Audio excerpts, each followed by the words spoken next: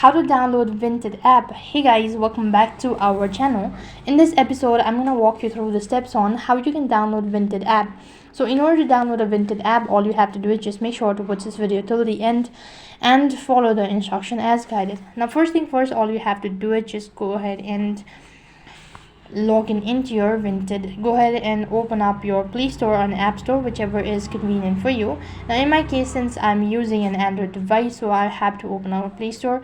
On the web address and on the search box, type in Vinted. After you type in Vinted, then it's gonna show you the interface, something like this.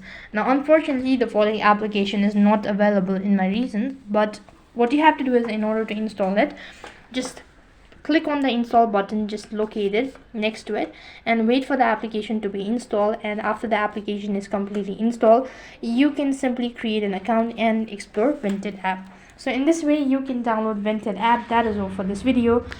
I hope the video was helpful. Make sure to like, share and subscribe to our channel. Thank you for watching. See you in the next video.